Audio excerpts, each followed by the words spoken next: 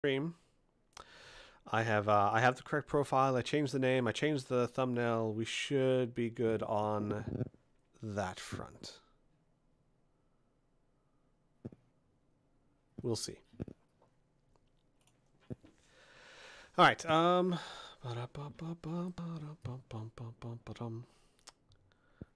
Hello, everybody. Looks like we're streaming. Looks like we're good. Fantastic. Of course, my chances are that despite me doing everything, it still probably says like, let's play Mass Effect Episode 1. But hopefully not. Hopefully it says Crimson Throne Session 40. And Yep. We'll be good. So, hello everyone. Welcome back. Also, you sound fine. Oh, thank you. But like, what's my volume? You're like? welcome. Yeah, it sounds fine on my end. Then again, I have most things quiet, so Good. I'm glad that you just went straight serious with it. Didn't even take the joke. But this is a bit out of context. But is there a Mass Effect RPG like D&D for Mass Effect? There is. Yep. Actually. I've never played it, but it does exist. That sounds Yes. really fun. But that's for another day. Yes. It does sound fun, doesn't it? Yeah. Anywho. Actually, I was looking at Starfinder, and that seems like a really cool system. But I hesitate because we've played Pathfinder before, and that's very complex, and I can't imagine Starfinder's Oh no. much less complex. But it was a huge motivation for the new system I'm going to be testing, which I actually wanted to touch briefly on for the viewers before we get into it, so that everyone's like, not like, what the F is this? Because when I'm in the story, I'm not going to be explaining this. So guys, real quickly, I have developed a new system that we're going to be test driving here, which is, I've always had a huge problem as a GM, which is I love giving my players loot, gold, proportionally. Like, I hate those GMs that just dish out rewards way before they're earned, because as a player, that doesn't feel like you earned it. But, you know, when you defeat a bad guy and you kill the boss and you find a big pile of gold, it should be a really exciting time. And a lot of times in 5th edition, that's not the case, because you already have everything you can afford, and that magic item you're saving up for is like 80 sessions down the road, because, good lord, you don't have 30,000 gold right now. So you're like that kid that got $20 at college and has to put it away for at Christmas and has to put it away in the bank. I wanted to get my players excited to go shopping again. So I have developed a system called the Materia system that I'll explain more as the session goes on. But we're gonna be test driving it. And I have a PDF doc for it, or a Google doc for it, anyone who's interested in taking a look at the full thing. But the idea is to offer players a lot more options that they can purchase that will make them better adventurers, because you can certainly save up money and buy land or start a business, but most people don't play D&D to become a candle shop owner. I mean, some do, and that's fine, right? Like Murray's an orphanage herder. No, Moiri is an orphan. Yeah. Period. Yeah. At period and some players really like that, but I mean, a lot of players play D&D for the adventure side of it, so they want to spend their money on things that make them better adventurers. So this is what this system is designed for. We're going to test drive it, which means that there may be balancing issues that we'll have to play around with. My players have thankfully and kindly agreed to test drive this new Ferrari. That may be really, really cool or may blow up in their face. We don't really know yet. Which, by the way, luckily, guys, Materia does not have a mischance fire. Mischance. Did you get this shit off Craigslist? What the fuck? It's like you use it, it just sparks, dies. Oh, no. And one more change that we're going to be making that I should have been doing all along, but I haven't been doing, which is I've been doing skill checks slightly incorrectly. Skill checks, I have been treating natural 20s and natural 1s as automatic successes and automatic failures. That's not how skill checks are supposed to work. Automatic successes and failures are only supposed to be for attack rolls and things of that nature. The idea of this being that a natural 20 is supposed to be you performing the best you possibly can, not you doing things no matter how hard they are, or vice versa. So let's say that you have something that's a challenge rating DC 25 and you have a +3 to it. even with a natural 20, that is just beyond your capabilities. You cannot do that. And I'll let you know in advance. Because a natural 20 is an automatic success. The advantage to this, the plus side to this, is especially when you're starting to get into level 6, 7, 8, 9, you're going to start getting plus 9, 10, 11 to your abilities. Let's say you have an ability persuasion plus 12 and the DC is a 10, you will auto pass it, because a 1 simply means you did the worst you could, but your skill at it is so high that you're never going to fail that. Like, it's like saying, I can ask Crystal, what's 2 plus 2 1,000 times. She is never going to get that answer wrong because her math skill is at a certain level. Does that make sense? 4. Wait, 5. Okay, maybe I should have used Rin as the example. But the point is that a natural 1 is not an automatic fail, and a natural 20 is not an automatic success. I have not been doing it, but we'll be doing it from that way now on. Everyone savvy on that? Everyone good? Sure. Good. I think someday you will be very happy for that, because you'll roll a natural 1 and I'll be like, yeah, but that's still enough though. So yes, all that business out of the way. On to the show. So last session, oh boy, you guys you guys had great bonding moments. A lot of moments there where you guys just really, really grew closer as a family, I think.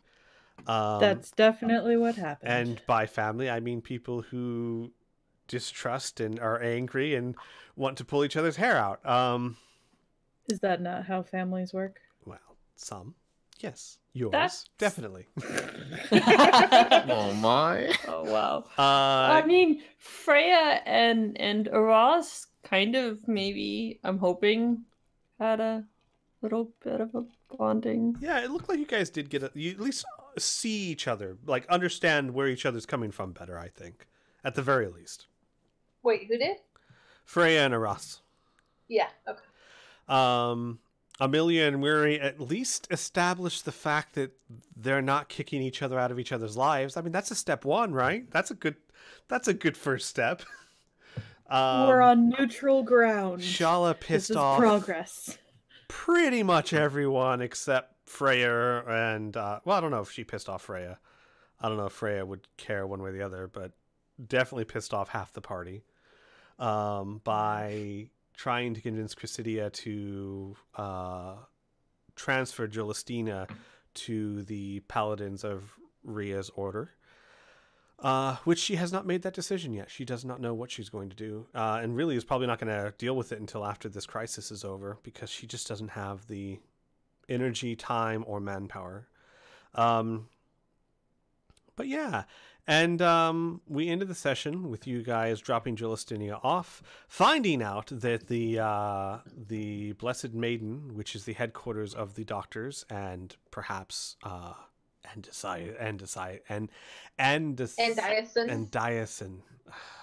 I don't know why I can't pronounce that name properly. It's like I'm literally staring right at it. Andiason, and I keep wanting to mispronounce everything. Is like right across the street.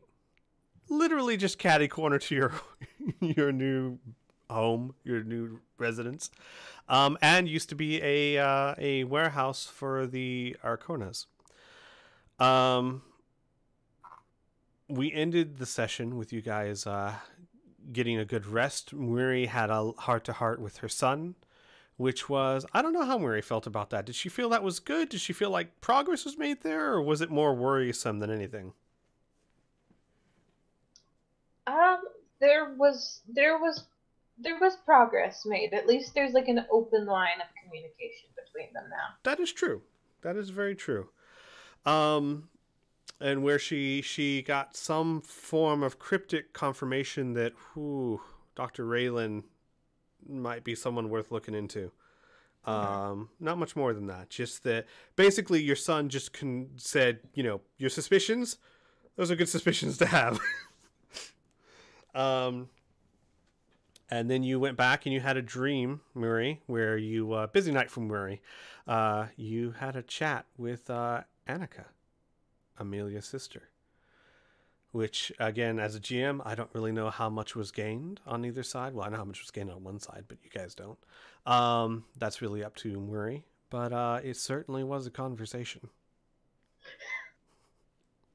I don't think either one of them was really thrilled to have it, but yes. And we're going to start today's session with the morning. Everyone's gotten a full rest, so if you have not already, make sure that you do. In fact, I think I can do that for you at some point.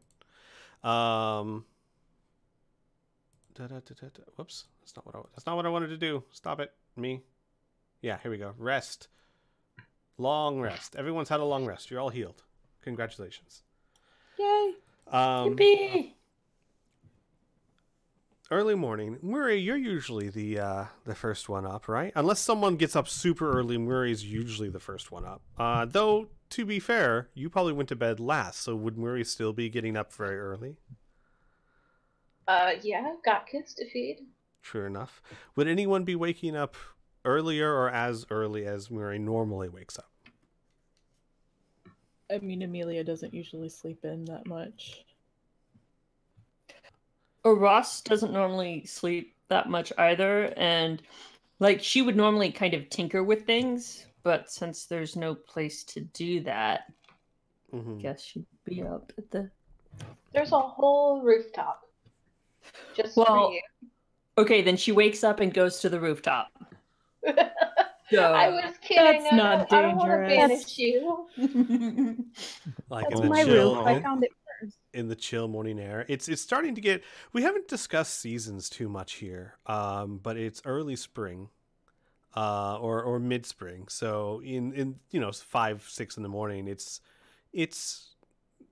chilly, not incredibly uncomfortable, but certainly chilly, right? What about Rhea and Freya? I can't imagine that Freya wouldn't be very exhausted. Like, she's probably still tired. Gotcha. So She's still not asleep. used to just running around town, yeah. That's true. Very much into her books. What about Rhea? Rhea's usually up pretty early. Okay. So we'll say you're all up. And one thing that you'll all notice too, because now you don't have separate bedrooms, Shala wakes up around the same time the rest of you do, which is odd because she was always the last one down in the morning.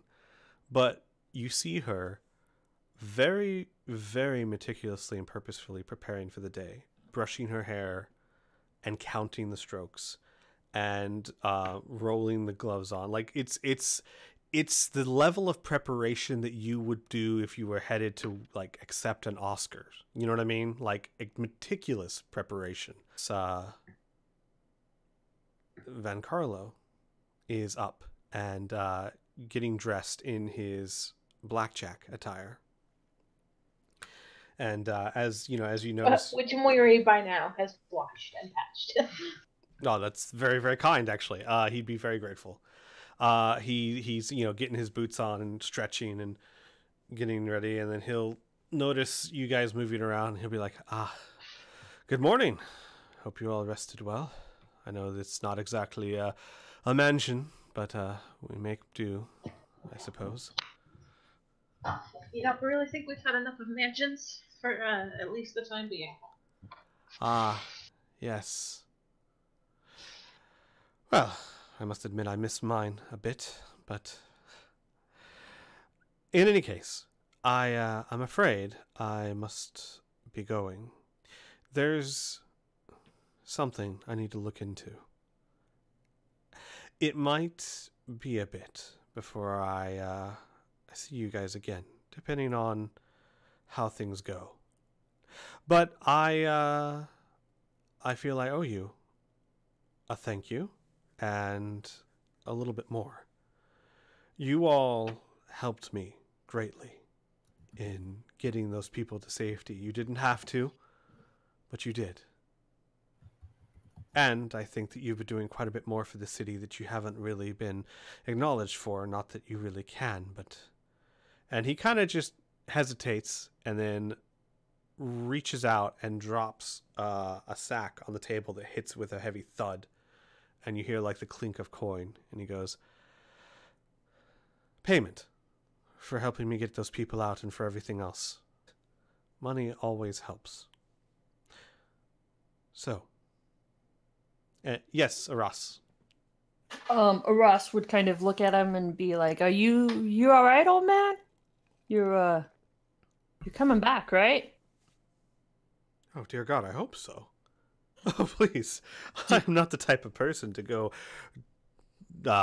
off on suicide missions or anything of that nature. No, I want to do some investigating, some poking around. Things you said have me worried, especially about Queen Iosa. I'm a noble of this town. I have access to a lot of things that you guys by nature don't. I think it's time I start kicking a couple of nests over and seeing what shakes out. But such things may take time, and during said time, it might be best if we don't contact each other, or at the very least, be very careful. You will let us know if you need help, right? If I can, absolutely. Don't worry. I've been doing this a lot longer than you have. I haven't died yet. Tell you what. 3 weeks. In 3 weeks, I'll meet you back here. If I don't, you come look for me, right? I mean, look, I wear a mask and I talk a lot, but really, you will come. Definitely. Good. Of course. Is there any particular place we should be looking for you in 3 weeks? He shrugs. Don't know. I'm sure you'll figure it out. In any case, best of luck to all of you. I know how dangerous what we face is. But I'm not good at curing plagues. But I am good at finding information, and I think that might be vital. So, good luck to you all. And he ties the mask around his head and bows to you all. And straps on his mithril rapier and starts strolling out the door. Muiri will follow him, and just before he exits, will tap him on the shoulder and ask to speak somewhat privately. Oh, yes, of course, Mary. And he'll guide you back and around the building, but do so like kind of quietly because he is dressed as Blackjack. He doesn't want anyone seeing you associating with Blackjack for obvious reasons. Yes? I'm not taking it back. The gold is yours.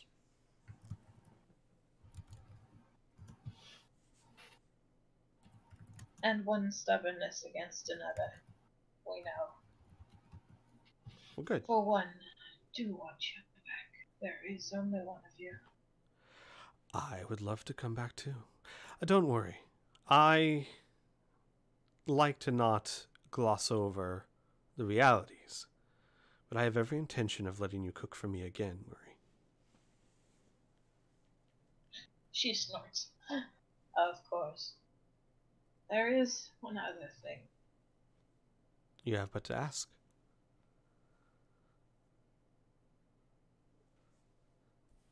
You are good at finding information. There is something I see.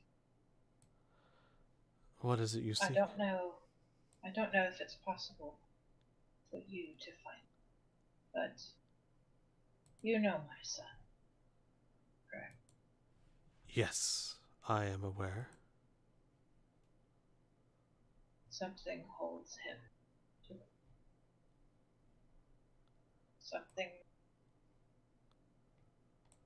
something I know of, but he will not let me touch. I'm not sure I understand. As far as I know, Malo chose to be where he is.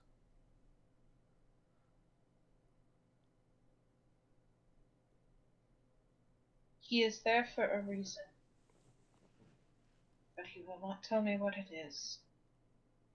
And he claims that what he seeks is far too dangerous for me to ever touch. to understand. That, All I want is to help him. that I can understand. What would you have of me? I'm not very popular in court these days. No. If you can find out anything about Grey Maidens, about Mallow, about his situation, anything at all, no matter how small, please. I'm going to attempt to contact him regularly beyond the means of spell work. I have only just found him again, and I will not lose him. I see. Well, like I said, I plan on kicking a few bushes. I imagine that will involve the Grey Maidens, and anything involving the Grey Maidens has Mallow's touch all over it. I'll see what I can find. I think you'll find, if you talk to him, and you mention my name, he may be somewhat willing to help you. I do not believe he serves the Queen as much as she thinks he does. I see. That is surprising to hear. And a dangerous thing to say. Do be careful. You as well, Mary. This is... Andiason is not someone to be taken lightly. So I... And he'll squeeze your shoulder, nod, and then start literally running up the side of one of the buildings. show off. He like does a flip over the roof. He better have got like a nat 20 on that acrobatics check. Like at the time where you can't see, he's like twisted his ankle, just limping away. Ah, God. But it looked awesome. All right, you guys inside. What you doing? Besides finger painting.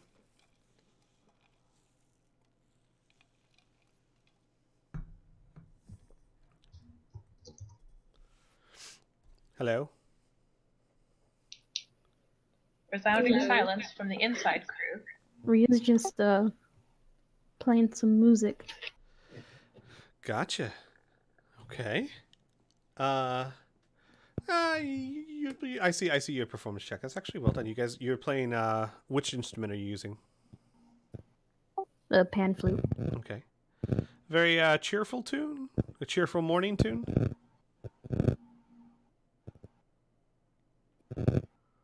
Or like a funeral dirge? I mean, like, what are we playing here? No, it's it's something. Someone messing with their mic. I keep hearing some interference. Yeah, me too. Hello, is it me? Do I need? I don't know if it's you. Oh, disappeared. Yep, it's gone. Is it happening still? No, I think it's much better. That's weird.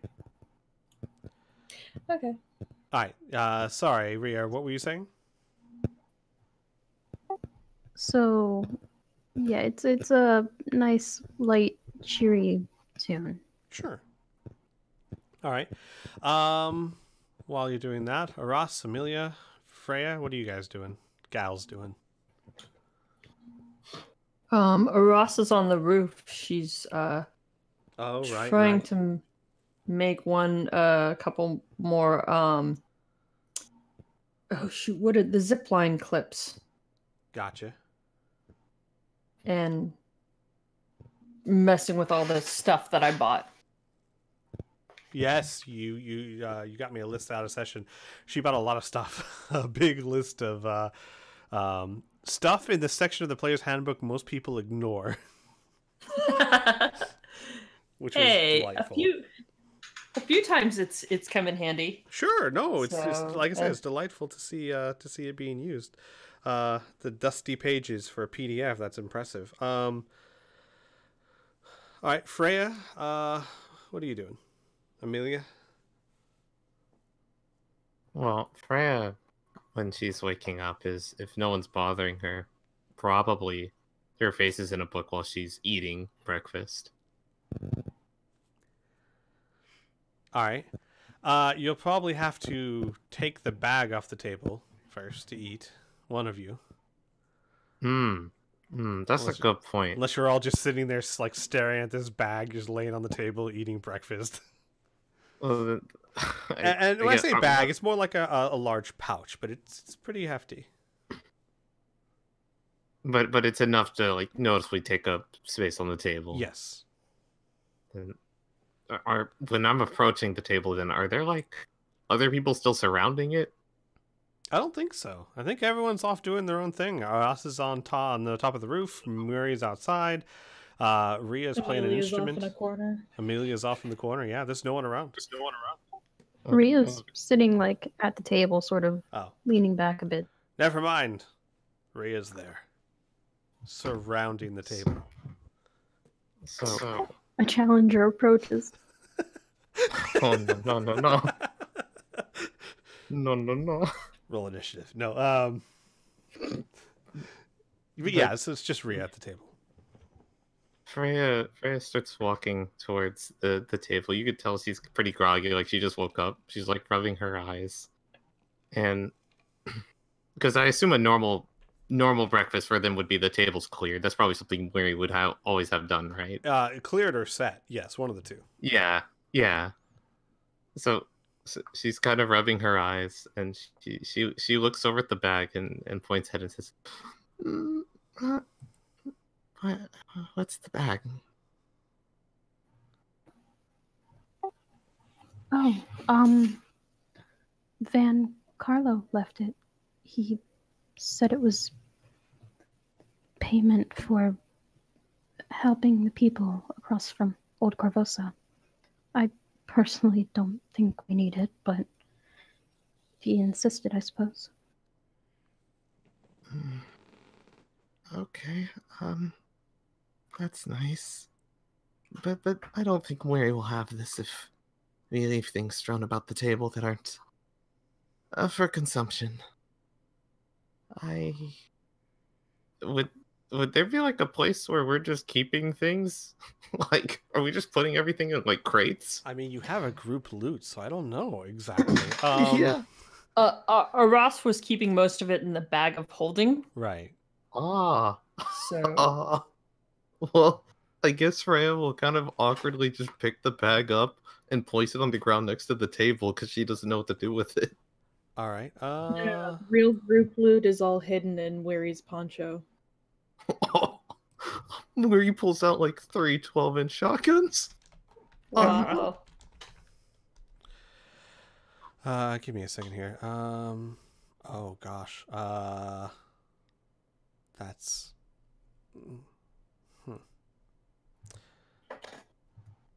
Give me a second here. One thing that we very commonly just kind of ignore for convenience sake is something that we can't ignore right now. Give me a second here.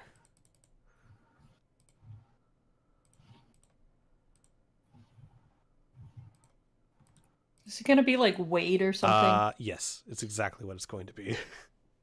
Freya. Uh-huh. What's your strength value?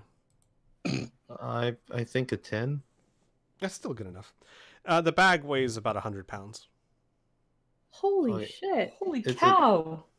Yeah, I have a strength of 11, but that's realistically just good rolls. But yeah, that's a lot of I think she would have tried to pick it up with one hand and might stumble. When you stumble, the bag opens a bit and you see it's not filled with gold. It's filled with platinum. That son of a bitch. What? See, I think he's suicidal. He's giving away all of his wealth. You don't know that you're on the I mean, river. that was... That's why I had to ask, you know. Well, actually, here's a fair point. You could have done, especially I'd imagine everyone would have been, who was part of the conversation. Everyone who was part of the conversation with Van Carlo, and Murray especially, roll me an insight check. Am I allowed to do that even though I was off in the corner? You were in earshot, like you were part of the conversation, even if you didn't actively take part in it. Oh. All right, Amelia, Aras, and Rhea.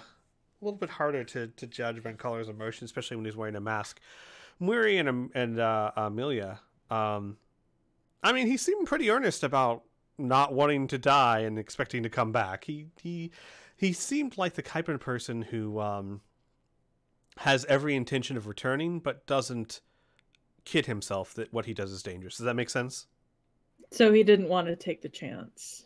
It's more like it's more like I have no intentions of dying. I don't plan on going to go kill myself, but what I do is a dangerous job, and I'm not going to sugarcoat it, kind of thing. Okay. But you don't get the sense that he's like preparing himself for death or anything. We find out his last will and testament. Everything goes to the orphanage. So, Freya, roll me an intelligence check, please. You can do it. That'd be a roll. It would be. Ooh, 22. Well All right. done. Freya, judging by the heft of the bag, you do some quick math. You know how much platinum is. Platinum's worth 10 gold. You know how much platinums weigh. 1 platinum weighs about 10 platinum weighs about a pound, give or take. It's probably about 10,000 gold in that bag. Oh my god. Oh.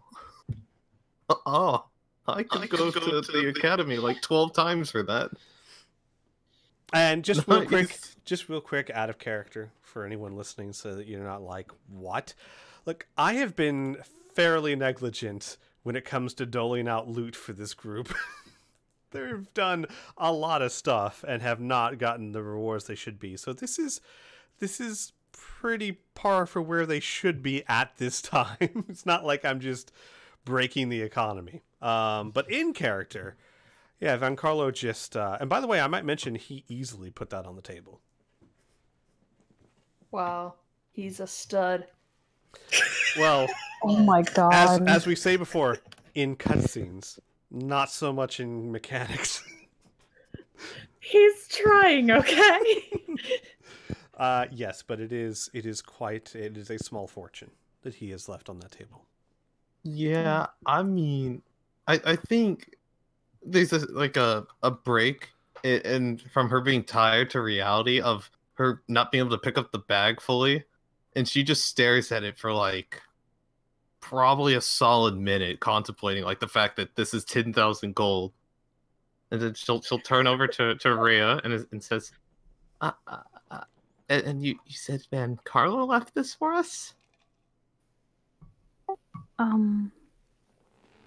Yes? Is there something wrong? Oh, well, I'm not sure how we're going to spend all of this, but I'm thankful at least. I guess no need to be so prodigal about it. Well, how much is it? She gives you a very stoic look and says, "Oh, it's only about 10,000 gold." You hear, Rhea's stopped playing to talk, obviously, but you hear, like, back over in her bunk, Shala was softly humming along with Rhea. Like, you can hear now that you've stopped. And she's brushing her hair, and she stops humming and says, "Oh, that was nice of him." And then just starts humming again, brushing her hair. Amelia off in the corner, she like drops a little canister of paint and she's like, what? Maria's just looking between everyone that's in the room. Just a look of just sheer, she's flabbergasted. Just like, oh, that's so much. Shala, like... Let's buy a yak. God damn it, or Shala has stopped brushing her hair and turns around and looks at all of you, and she goes, "Oh, well, I suppose that is a hefty sum. But after all, he is a noble of Corvosa. It's not that surprising."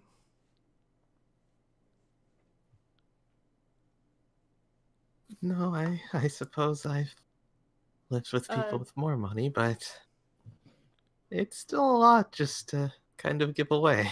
Oh, it is. It is very much so. Perhaps, we should ask Aras to put it in her bag of holding for the time being. I might be able to fit it in mine, but I think the group, especially right now, might feel more comfortable with it there. Amelia runs over to the table, and grabs it, and starts heading for the roof. What's your strength? 11. Okay. You can carry, I believe, 10 times. So yeah, I mean, you're gonna have to struggle a bit, but you can carry it. And keep in mind, because this is the, like I said, we usually ignore this for the sake of expediency, but sometimes you just can't. This is a pouch with 1,000 gold pieces in it. That means it's smaller than a grocery bag, and it weighs 100 pounds. Because metal is heavy. Jesus Christ.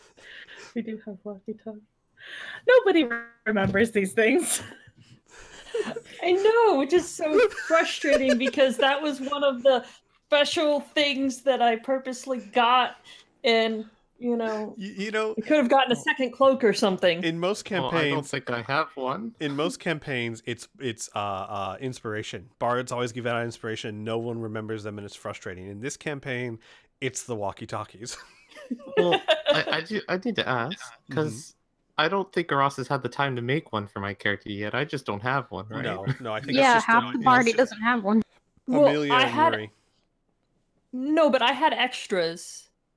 You know, Right, but you never. I mean, to be fair, you have to actually denote that you're passing these things out. That's fair.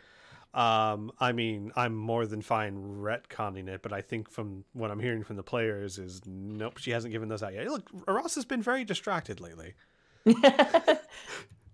But yeah, so Aras, you see Amelia struggling up the ladder with a bag, a pouch. It's like a leather, Amelia. It's like a leather cowhide pouch that's like tied together with a drawstring. Well, I wasn't expecting sheer fabric. It's silk, made of the finest silkworms. No, yeah. Of the finest silkworms? You heard me. That's not how it works. Pure breed. Anyway. Wow. But yeah. Yeah, Ross, you see Amelia struggling up to the roof. I'll stop because I was like playing with my new fishing pole, and I'll like stop and just like put it down, and oh, do you need some help? What do you have in that thing? She like starts to talk, and then she just, oh my god. She like sets it down with a clunk on the roof and goes, a gift from it's Van Carlo, right? Out of character. Yeah. Okay. Yeah. Deep V. Deep V. Jesus Christ. Yes. It's a gift from Van Carlo. Is that the bag he left on the table? Yes. Ooh.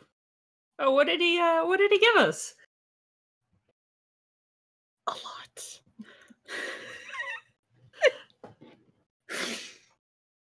So I guess I'll come over and look at it and be like, wow, that's...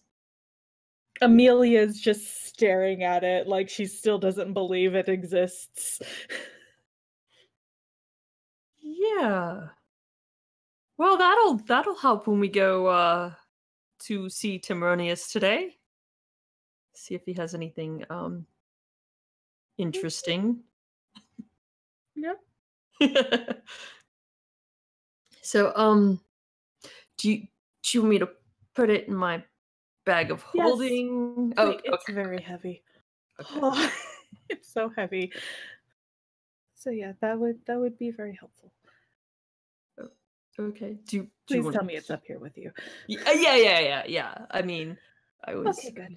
just fiddling with stuff. And she will hand it off to you. It's Oh, Ross, what's your strength? yeah. I have to ask, what's your strength, Ross? 13. You're a sturdy dwarf. Yeah, you can lift it. I mean, I won't say no problem, but you have a much easier time with it than Amelia does. Workout. You get quite a workout. Let's do some curls. No. Right.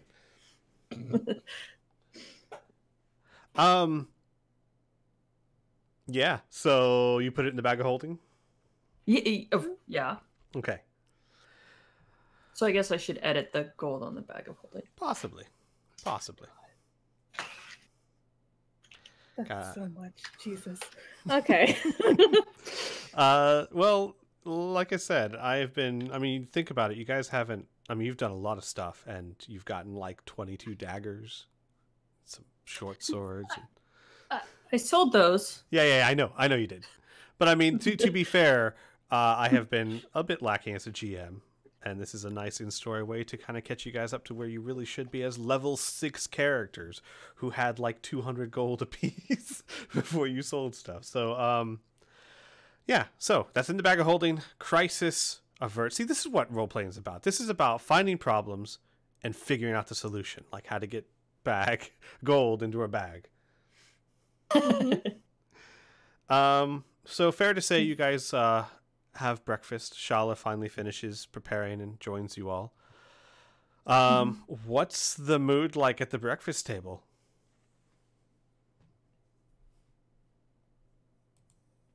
So 10,000 gold, huh? Yeah, I think so. That was very nice of him. You know, we can buy some toys at the store. That would be helpful. I'd like to go unequipped before we, well, jump into another manor like that. By the way, Blue, you're muted, if that matters. I don't know if you've been trying to talk or... Fixed it. Sorry. No, that's good. I hope you haven't been trying to talk this whole time. Oh, you know, just a little bit.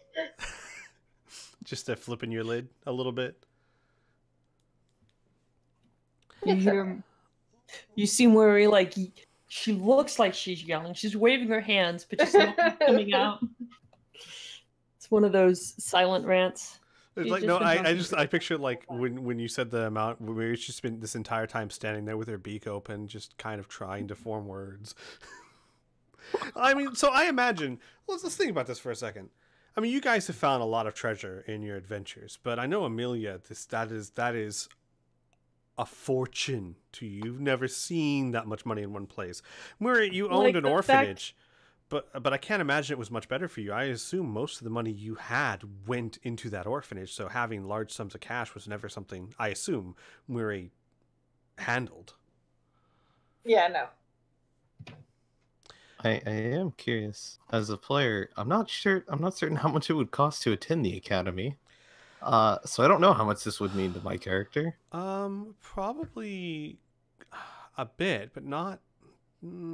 I'd say 10,000 gold would at least be enough to get you through the academy. Yeah, I was thinking it would be something like that. Maybe not some of the advanced courses, but to get through the basic, curriculum, certainly, room and board. Because you got to imagine a few thousand gold is enough to buy a small house. Not a great house, not in a fancy neighborhood, but a small house. Isn't it like 1 gold is roughly maybe $50 or something? I don't remember exactly how the conversion goes. I used to, in Roll20, we used to have a bunch of those little sheets, like how much things cost. Yeah. Hang on. I mean, I guess, yeah, looking at them. Give me a second. I believe it used to be like 1 gold was worth... I mean, it's kind of not an exact science, right? Sure. But it's a funny economy. I think 1 gold is typically about $50 or so. Okay. And I'm estimating here, so don't quote me on that. I don't want to spend all session looking for it, but it is a lot. One gold piece. It's not like a gold piece equals $1. It's far more than that. Because you think about it, 1 gold piece is more than enough for a hotel room for the night and food, and that's like what, $40. So, At a really crappy hotel, yeah. yeah, well, it's 1 gold piece.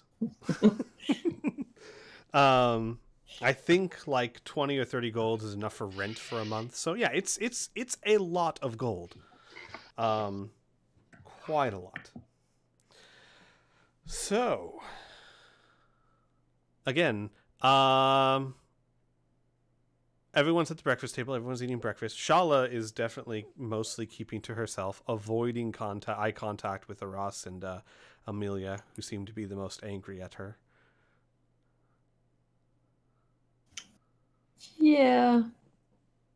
Ross is distracted, mumbling about stuff that she's doing. She's trying to redesign the walkie-talkies so they're much smaller. Again, more forgettable. Maybe they won't forget them then. Maybe. Yeah. At this point, Amelia's not angry. She's still just like, she looks a little bit dazed still. Oh my gosh, the money has completely made you forget about that?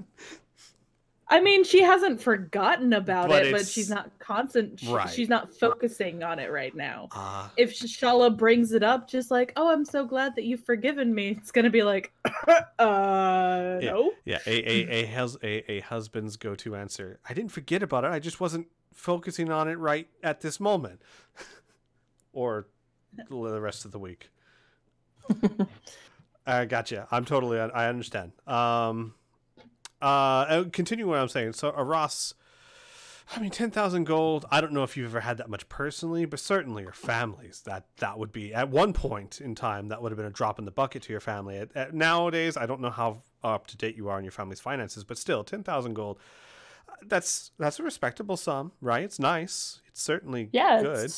Your dad used to throw noble? your dad used to throw parties that were twice that. Yeah, I mean it's a good amount. I could see it as like a token, and I'm sure it's like, You would know this, at least from Van Castikin's point of Van Carlo's point of view. I mean, that is a generous payment, definitely. Yeah, definitely. I figure it's like, maybe he had money able to grab money when he left, and that's like half of it or something. Right. Rhea, what about you? What is your experience with money? Well, I'll say like the order, however much it needed, to keep itself running, but Rhea's never personally seen that much, probably anywhere near that much, or half it even. So she's still a bit stunned. Yeah, I gotta imagine.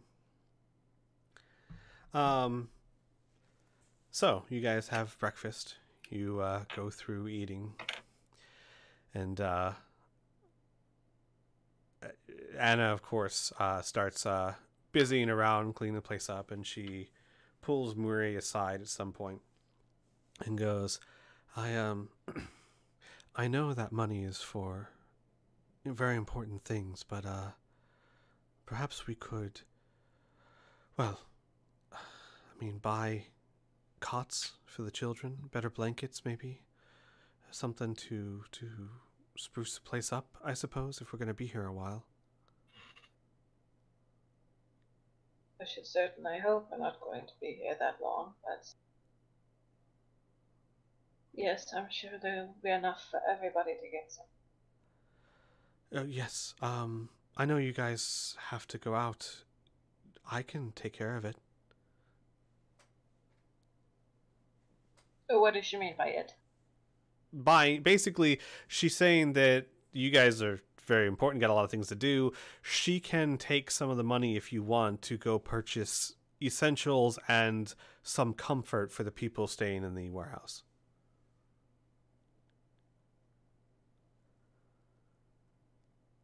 If that's not too much trouble, dear. No, it'd be nice to actually... I mean, I haven't really gotten out since we got here. It'd be nice to stretch my legs a bit. Though, So I long think... as you're very careful, I don't think the streets are particularly safe. Yes, I think it might be best to keep Letta here after... Well, after what you said about Varisians. Which makes it extra dangerous for you. I'll be fine. And she touches a dagger that she has on a necklace around her neck. I'll be okay. Before you leave, I wanted to mention I did get some blankets and soap and Yes, you know, absolutely you did. I'm telling Anna that. Oh. You know. Oh, Anna would say, oh, that's fantastic. Thank you. And you know, some chalk if the for drawing and rations. I mean, it's not that I don't think Murray makes good food, but it always helps to like know that we have something if we need it. Thank you. I'm sure the children will appreciate it. The soap especially. I was thinking, and she looks back to Murray and back to you, perhaps we buy a bath and put it in the corner over there. We could hang some curtains for some privacy, but at least that way we know kids can get a good wash and, well, I mean, it'll be a little expensive to get everything. Well, like how much? I don't know. How about this? I mean, or I tell you what. What do you? Let's do it this way. A couple of ways. You can just say, I want to give this much to Anna and have her go buy what she wants. You can tell me what you want to get and roll an intelligence check to see if you can kind of ascertain what the average of that would be. I think those would be the two best ways to go about it. Because it's not like you don't have some idea of how much things cost. So I remember before, like, weren't the kids making hammocks? I mean, I know we eventually they were. transitioned So when you got into the warehouse was basically full of wooden boxes, which by the way is basically what your breakfast table is at the moment. Wooden boxes and burlap sacks. They were making hammocks out of the burlap sacks. But we're talking old, dusty, well, not dusty anymore, but you know what I mean? Like, who knows how long they've been laying there. They are, the conditions of the warehouse at the moment are people are sleeping on the floor or in hammocks and they're eating off of boxes. And when we say Murray's making dinner or making breakfast, really what it is a small fire made right outside the back of the building towards the Jaeger River. I know I'm mispronouncing that. Someone actually left a comment that I'm mispronouncing that, and I spaced it, but I'll correct it next time. Means that she's just cooking over a small fire because that's what you have at the moment. You guys are, in the ways of comforts of living, you have pretty much nothing. Oh, I'm sorry. Let me correct that. You got tons in Old Corvosa in the orphanage. Were the kids able to like grab clothes and stuff, or like a teddy bear? I don't know if they each had like a knapsack. Yeah, definitely like teddy bear and maybe a change of clothing. The thing is, everyone had to move light and fast, so not much was taken because you guys had to think of it this way. You guys had to rush them across a bridge in a dangerous situation. It's not like you would have had a lot of packing. Sure, absolutely. But a change of clothes or two, a teddy bear of their favorite toy, certainly, yes.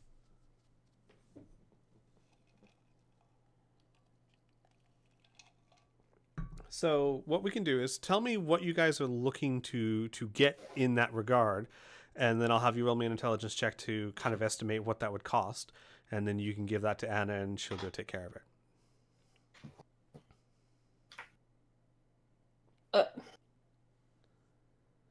And I mean as the group. It doesn't have to be just a Ross. We can do this out of character. Sure. I mean, I was just thinking like,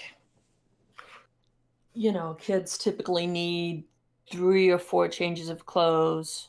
Sure. Is it like a huge price difference between a bed versus a hammock? Yes. I mean, hammock is just cloth, and you can get a really good material cloth, right? Cloth tied to poles and all that. A bed is like a bed frame with a mattress and that kind of thing. Not to mention you'd have to pay someone to move it in, because who's going to carry that there? I mean, part of me is I'm not really sure that everybody having beds in this warehouse is a good idea, because it's a warehouse and I don't think we want to draw all that attention and everything else. Sure. Plus, you don't know what kind of creepy crawlies are in here. So you could, instead of beds or cots, you could do like good quality linen or cotton and make much more comfortable hammocks, that kind of thing. At least get people off the floor. Right. Yeah, absolutely. Sure. I mean, that's what I was thinking. I don't know about anybody else. Yeah. I think it's good, and it's pretty inexpensive. Okay. And if we have to move, it's easy to like throw your stuff in the hammock. You know, and it becomes like a hobo. Yeah, bag tie it to with a stick. Yeah, exactly. Okay. We Certainly. can probably just get a bunch of cloth, make hammocks, and then kind of section off a portion for like a bath, that kind of thing. So you could get a wooden tub as well. Obviously you can get water from the Ria, can you pronounce that for me? I see that you sent me the message. It's what, Jagari? Jagare? Jagare? That sounds more exotic, so probably right on the nose. The Jagare River. But Jaeger sounds cooler. It's like It's Pacific German. Rim.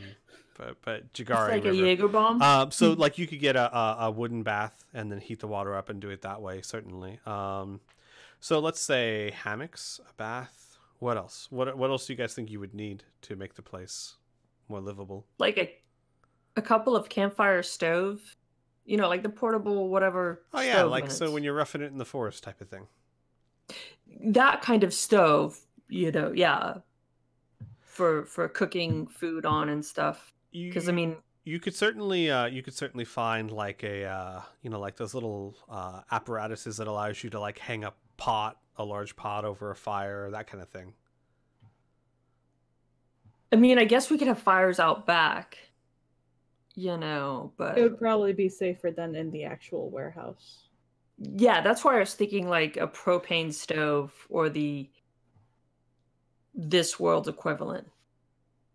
Right. Well, the nice thing about the warehouse is that it's got all the windows up top. You could open them up and create enough of a draft that you could have the warehouse is pretty large. You could have the fire inside without it being too uncomfortable, but you could definitely do it outside as well. It's either way. It's up to you. I would be more paranoid about things catching fire. Sure, absolutely. What about tables, furniture, anything of that important at all, or?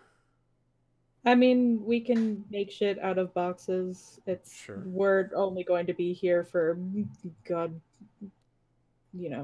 forbid, not too long. I mean, is that also stuff that I can make? I mean, I have a hammer and saw and with time, certainly, yeah, absolutely. I can make some stuff. I would say, and then you could take some of the same cloth for the hammocks and like drape that over everything and make nice little chairs and tables. Certainly you could do something like that. So fabric, lots of good quality fabric, a wooden bathtub, some sort of cooking apparatus. Anything else? Stuff to like make clothes for the kids. Make More clothes? Or buy clothes, whichever. Well, here's my only thing. I mean, you guys are running around doing stuff. Anna can sew, but for 12 kids, don't think she has the time for that. Yeah. I mean, so like Miri would probably request clothes for the kids, small toys for them to keep them occupied while they're here, because she's probably not going to let them outside. Yeah. The only like game stuff that I saw, I have like a pack of playing cards and chalk. I don't know what else, you know. I'm sure whatever other little toy stuff we could have, and then have like a toy box, and you know, people share, Timmy. All right. And that's all that Mary would insist on, is just making sure that the kids are comfortable. Gotcha. Ross, roll me an intelligence check. If someone would want to help her, you can do so at advantage. The idea is trying to estimate what that would be. Hard to tell, today's market values, etc., etc. I do remember you saying that if we wanted to for stuff like this, they could take our role instead. If it were, well. Oh yes, you absolutely could. You absolutely could, or you could just take 10. Actually, in a situation like this, no. In a situation like this, you could actually take 10. So if you wanted to do that, oh gosh, maybe someone should roll. Yeah. Well, Ross, no, you're rolling at advantage, so you get to roll one more time. Okay. Come on. Oh gosh. Yeah, All I think right. we were talking about like them using our modifier for checks like this. I'm sorry. What? Because we had a discussion about other characters using like a different character's modifier for checks like this that aren't like as combat related. That's that true. way people aren't right. discouraged. Actually, yeah. So that's a fair point. Like Freya would be better at this kind of thing, perhaps. So by all means, Freya, go ahead and roll an advantage. Or Amelia. Yeah, I mean we have the same intelligence. Oh, why? All right, no, that's fine. Aras, Amelia, I mean, you'd have a much better grasp on this if this was normal city conditions, but with the plague going on, with the city on, you know, in a state of crisis, you're having trouble really knowing. Freya, you've had your finger on the pulse a bit more in town. You've gone shopping a bit more lately, perhaps. You're thinking for decent clothes for the kids, maybe 5 silver an outfit. So for 5 outfits for 12 kids, about 30 gold. For a cooking utensils, 10 gold would be more than enough for some pots, some pans, etc., etc. The fabric for the hammocks would be, for all the fabric that you're using for the hammocks, for the tables, etc., you'd be looking at another 10 gold, and that would get you very comfortable, soft flannel, not flannel, but like thick cotton. That's fairly linen. Thank you. That's fairly comfortable. And then a bath, like a good wooden bath, is about 10 gold. So, and then of course, given some for entertainment, kid toys, things of that nature, between 80 to 100 gold would be more than enough to get what you need. For 12 kids, all the adults, that would be about what you'd be looking at.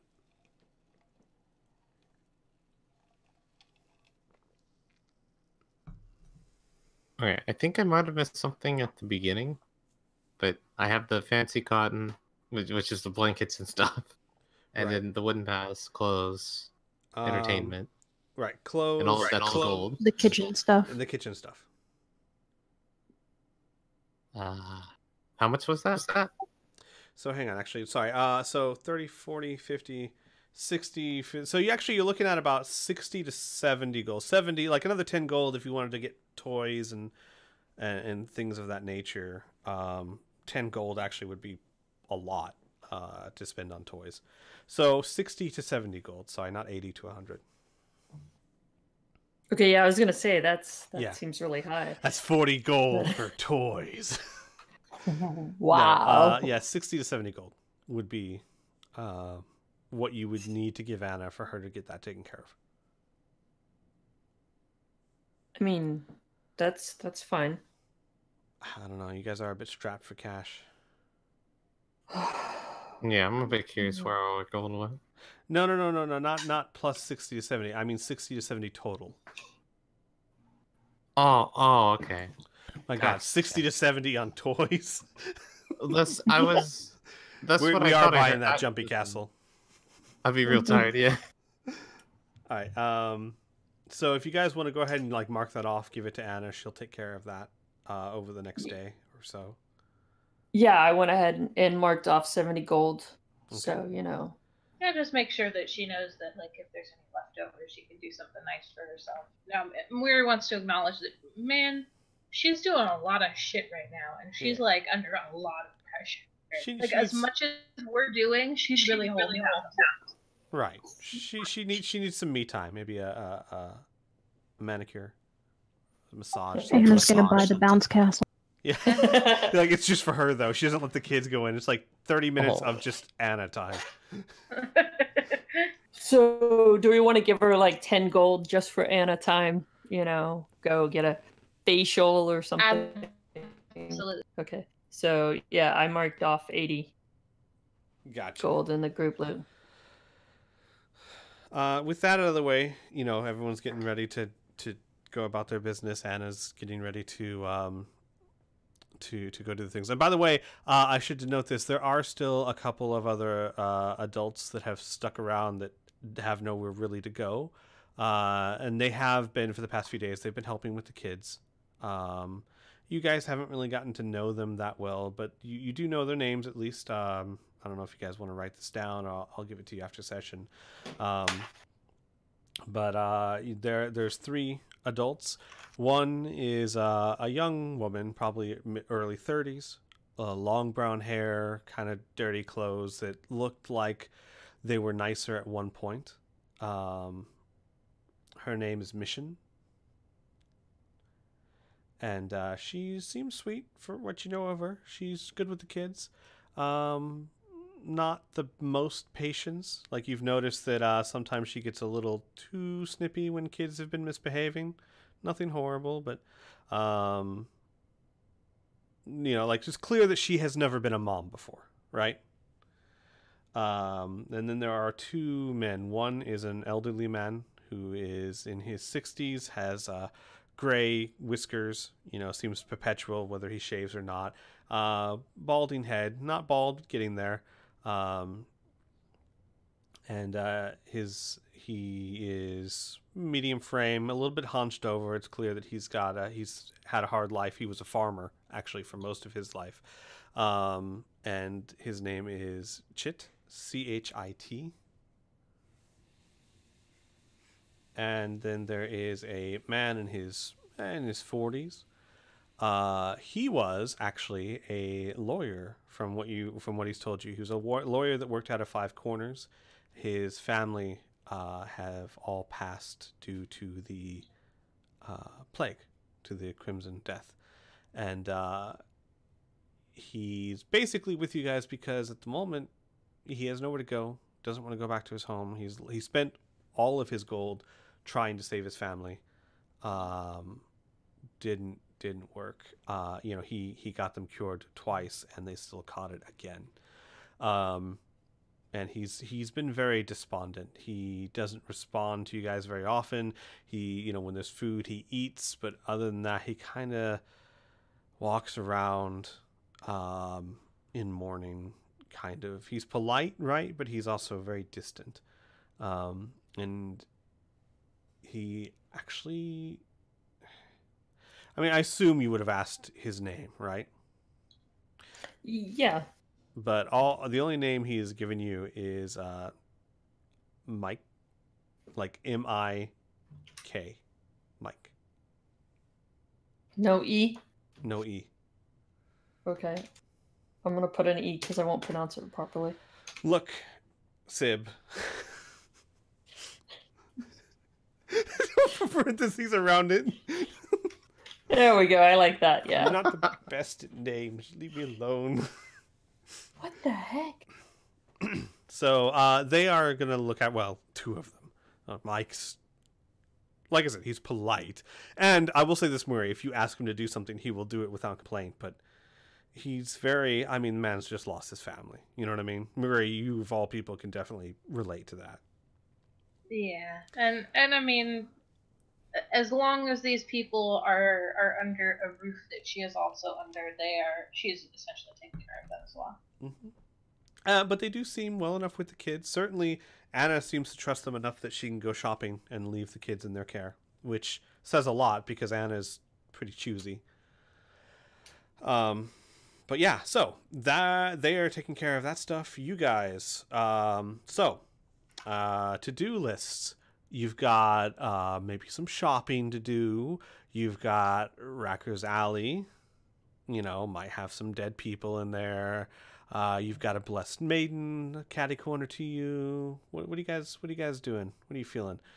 Beach day? Is it beach day? Time to go fishing. Right. Ross got a new fishing rod. You know. And those fish will not catch themselves. And there's nobody else to catch them, so getting less and less every day. Maybe we'll send Mike to go, fish. Sure. I mean, that seems like something he certainly could do and still be distant. It's a nice, quiet, peaceful. Sure. Yeah, go stare at the water for a Do you while. do that? Do you give him your rod? Yeah. Okay. I'll give him my fishing. What is it? It's like a whole fishing thing. Yeah, it's like a tackle kit. Fishing tackle. Yeah. And he just takes 20 steps outside the house to the docks and starts fishing in the. I've already forgotten. I'll remember it eventually. The river, the big river there. So I want to ask, like, the fishing tackle, does that include a vest that you hook your little lures and? No, it's just a box and a rod. Does it include a really shitty hat and some khaki shorts? Well, yes, yeah. of course. I mean, could it even be fishing tackle if it doesn't have the hat? Yep. So where are you guys headed? Probably Racker's Alley. Or Timronius. On the way to Riker's Alley? Yes, actually. It is on the way to Racker's Alley. Racker's Alley is up in North Point. So you'd literally be... I didn't even think about that. Yeah, you'd literally be passing right by it. That's very fitting. And decided a while ago, so... not me just being convenient at all. Yeah. And if I remember correctly, if you guys still have a couple of magical items. If you wanted to sell them, you would have to sell them there. Yeah, I was going to ask you the price for the +1 dagger, the +1 hand crossbow, and the +1 leather armor. Sure. Give me 1 second. I will let you know. Anybody want a +1 dagger? Well, wait. We'll handle that when you get to Timurnian. I think is the best way, but I'll look that up as we speak. I'm just saying, as we're, that's what I meant was if you look that up, because everything else we have. But I mean, as I'm going through and I'm going to give this guy the fishing kit, I'll ask the party members. You also have 11 vials of alchemist fire, which are pretty valuable. So, I mean, I don't know. You know what I really appreciate? I appreciate that Cressida has not come to yell at us yet. She's not come to what? Yell at us? For a burned down building that was supposed to be a crime scene. Oh, yeah. Maybe she's busy. I really do appreciate that. So, Amelia, you still have 6 of those flasks of alchemist fire, right?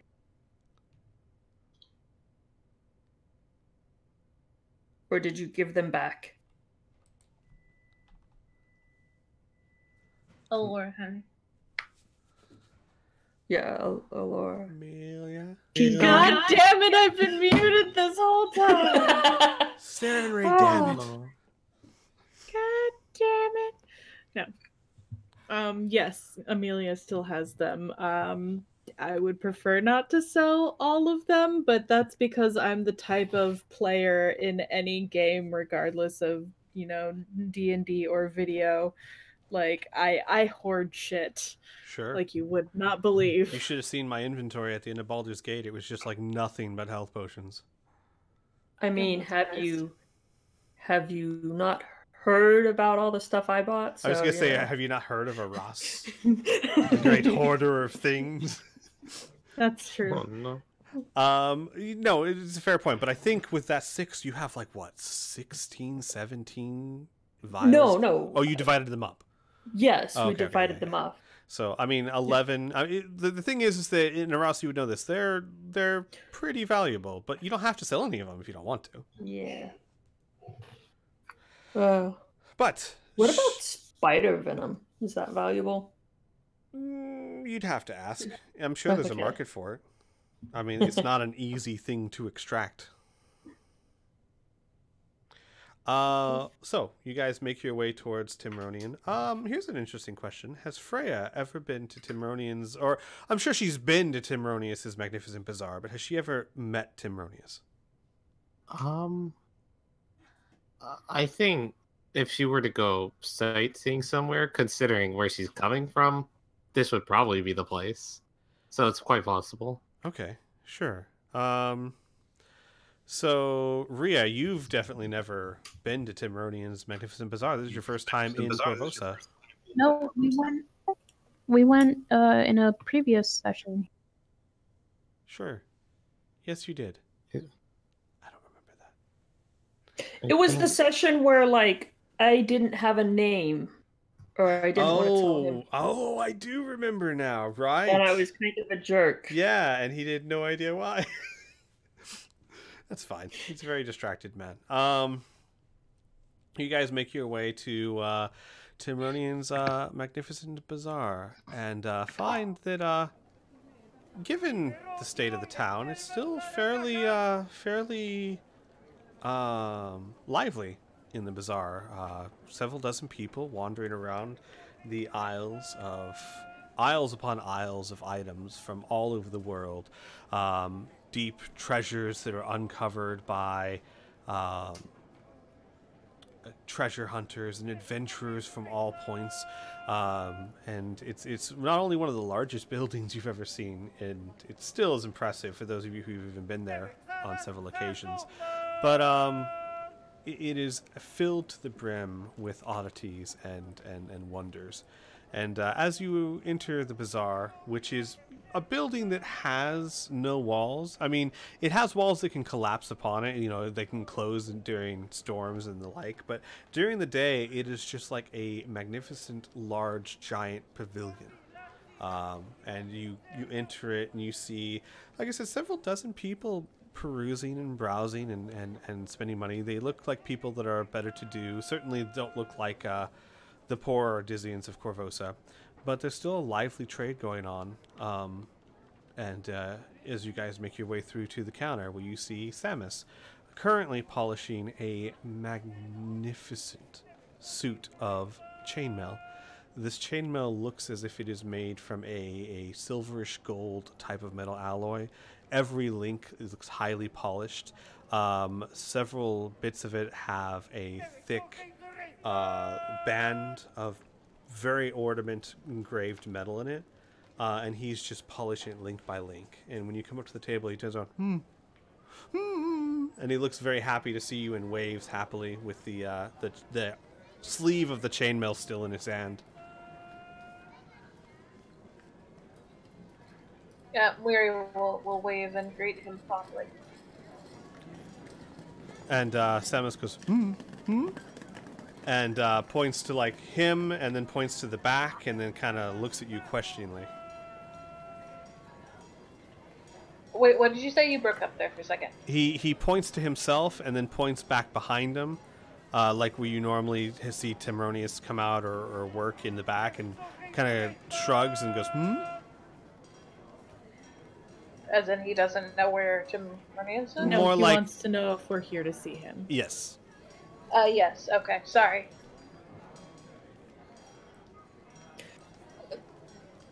Yes, we'd love to speak to Timronius if he's around. And he holds up a finger, and then walks to the back. And then about 30 seconds later, you see Timronius in a splendid, bright yellow robe that is, it looks like it's in 2 layers. It has the robe, and then he has like an over robe that loops around his arms, and he's wearing a very long, pointy, floppy hat that is like half on his head. And he goes, "Ah, my favorite customers, my favorite customers. Hello, hello. How are you, Ms. Ross?" No, wait, you didn't have a name, right? Nope. Yeah, nope. yeah. So Didn't tell him. he would just go, "How are you, Miss?" Corvosa. Miss Corvosa. Yes, yes, Miss Corvosa, he says, looking up at Murray and winking.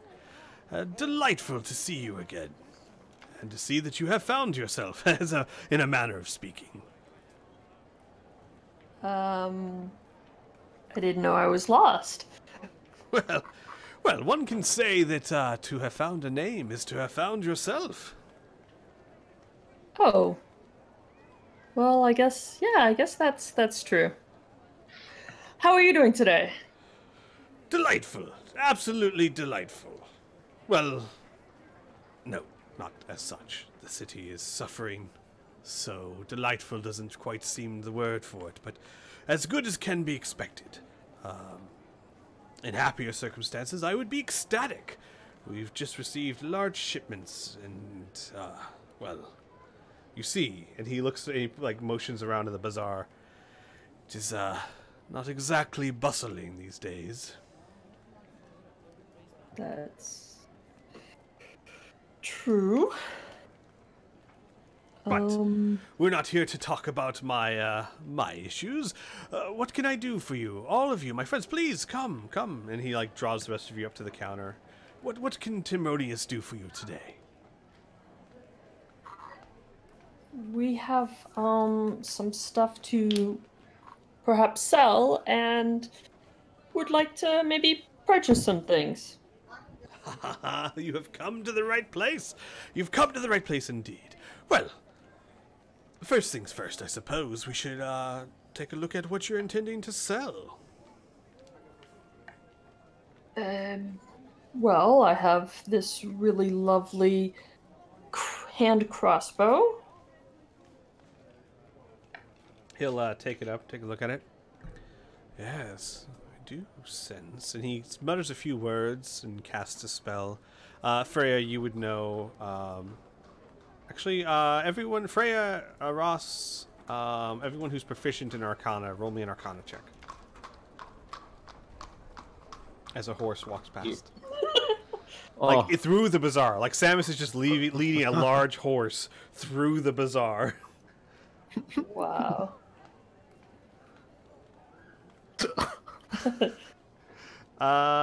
Freya, Ross, yeah, Freya and Ross, Amelia. you know he's casting detect magic, and he looks and he goes, it's a very faint odor of magic on this one.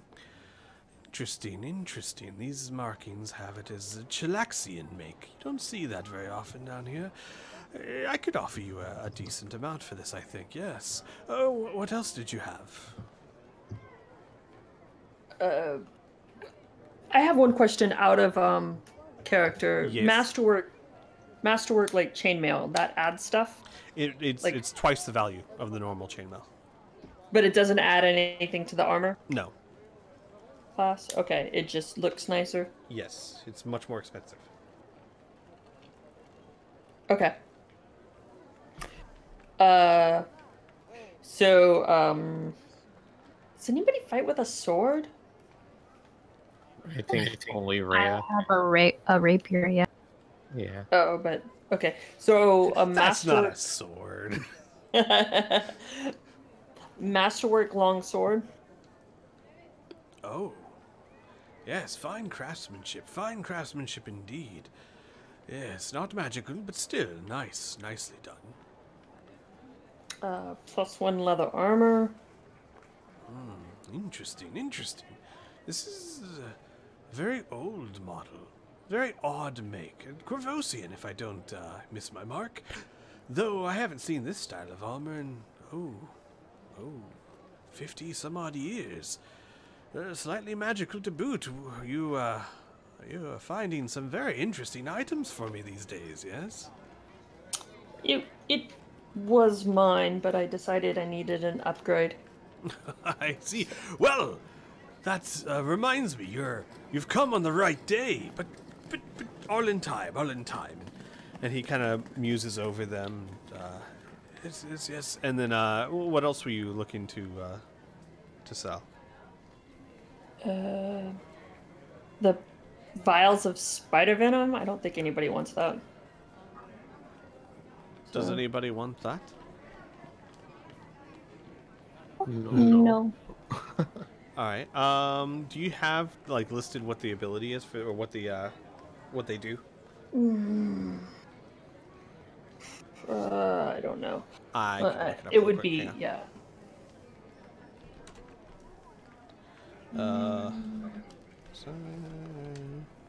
Not Fortitude save, DC 14, last 4 rounds until they fail. Where is this? all right. So it's like normal poison, basically. Yeah, he would look at those and he would say, "Oh yes, there's a fine trade for this over in the jungles down to the south. It's dangerous hunting down there. I could offer you probably 25 gold per vial. Okay. And for the hand crossbow, as I said, it's chilaxian, very interesting model. I can offer you about 500 gold for this one, and the leather armor. Like I said, very interesting model. I could probably find more than one collector that would appreciate such fine craftsmanship. I could give you 700 gold for that. Okay.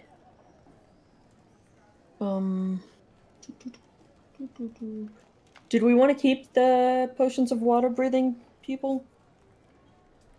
The water-breathing people? They're in potions now? I was asking our I know. people. It just sounded so good. We have trapped people within these potions. They breathe water. I imagine at some point in this campaign we'll need them again, right? So Maybe. there's no reason just to go rebuy them. Well, we Yeah. know how much Murray loves to swim. Yeah. All the more reason to keep them. Mm-hmm. What about Orgathora's sacred text? Worries, I don't think She Mary would let stepped you out. sell that. Yeah, Yeah. she Yeah, stepped out. I don't think that's on the table. for negotiation. You guys have a +1 dagger, or is someone using that? No. Does somebody want to The keep thing it? is, it like for a wizard, it's not that helpful because it's not like I stab things with a dagger a lot, but it is better than a normal dagger. It's just I think it would benefit us more to get 500 gold. Yeah, I was going to say that Amelia was going to take it if no one else wanted it, just in case things needed to be stabbed. That makes sense for Amelia because she has high dex, like Yeah. character-wise. Yeah. I figured somebody would probably want it, and as a backup. Sure. What if we're like underwater and you can't say spells or something? Mm-hmm. Oh no, oh no. Strongest counter, but yeah, it would be good on Amelia. Okay. I cast no magic on everyone. Oh shit! All right. Creates a barbarian. Nice. So, all right. So the hand crossbow, the leather armor, the spider venom. Anything else? No, I think that's Okay. it. He would. People- yeah. Do you agree to those payments? Well, some people in our party don't like to haggle, so yes. Looking at Murray. You can tell, like, Ross, you know Weary by this time. You know when Weary is checked the fuck out. Yep. This is one of those times when she is not paying attention. Her eyes are just vaguely glazed over. She's staring at a high quality kitchen pot lid and remembering the old days. And No, she's still got that. I know, but you don't wear it on a regular basis. 13. No. And I can just imagine Murray like, that would make in a pinch. That would make a good shield. Oh yeah, Rhea, you don't know. Murray started the adventure off. Her shield was a kitchen pot lid. As far as I know, that's still what I'm using. No, you traded that out for an actual shield, but you kept the pot Did I? lid. You just don't use it as a Oh, yeah. Yeah. I just put back on the pot. Yeah. Because no. Did I give Murray a shield? I know I worked I don't on a remember design what I for do one. remember, and I don't remember if it was in session or not, but I do remember Blue saying that Murray needs that for cooking things. So she does have an actual shield at this point. Tim Ronius would of course give you the gold, and he'd say it's quite. Well, I was actually Oh, if Murray's checked out, I was going to ask, what about 1350 for the lot? Because it's 1315. Is it 1315? Mm-hmm. Oh yeah, it is. Roll me a persuasion check. And I'll give him my best smile. It's not a bad smile for us. It catches both sides of her mouth even. Wow. He goes, "Oh, very well. 1350 it is, and only because I'm sure you're going to give it right back to me when I show you what I have just arrived today. It's absolutely fantastic. Samus, come. And you all, join me in the back. You'll want to sit down for this. I'm so excited to have people that might actually value this at its full. Well, just come. You'll see." And he motions you into the back room, back in the area where the first time you talked to him, where he had you sign those contracts to test those weird potions. Yeah, as they're making their way back, Amelia kind of leans down to Aras, just like, he's not going to give us more potions to drink, is he? I'm okay with the potions, just so long as we don't have to drink the tea. That's fair. And when you enter the back of the room, you see, almost on like mannequins, several sets of splendid armor. As splendid as the chainmail that Samus was polishing. As splendid as the Masterwork... Oh, the Masterwork Longsword. I didn't give you the price on that one. Sib, it is... you can sell that for twice the normal value for a longsword, which I think is 25 gold, so 50 gold. Oh, you totally told me something different. Oh, what did I tell you? 15. Oh, you know what? Because it's half. So never mind. I was wrong. I think what I did is I halved it and then doubled that half or something of that nature. But yes, if that's what I told you before, go with that one. 15? Yeah. Well, hang on. Okay. Let me. Well, because I was just guessing off the top of my head. But what I told you before would have been something I looked up. Yeah, I don't think a longsword is worth 25 gold. Yeah, even buying it. I don't think so. You might be right. But you see splendid sets of armor and weapons just on racks, and notice a very interesting thing is that all these sets of armor, on their chest piece, they have small little indents, like cradles, like little holes or crevices. I'm not sure what a depression that looks like something would fit into. And the weapons as well, on their hilts or on their handles, they have these same little circular holes or depressions. And you see all around on shelves, almost like Christmas lights, very topical, small glittering gems of every type of color you can imagine. And he says, "As I said, have a seat, all of you. I'll give you a demonstration. This just in. The dwarves have been at their usual, well, genius, I must say, and have just signed a treaty with Corvosa and Chilaxia to start trading in these beautiful, beautiful items. Every adventurer's dream. These sets of armor and weapons are of the finest quality, mastercrafted, not quite magical in nature, but still incredibly useful. Do you see these little rivets, these little indentations here in the breastplate and here in the hilt of the sword? You can install little gems that the dwarves call materia into them, and these little gems can boost or enhance your abilities in a variety of ways.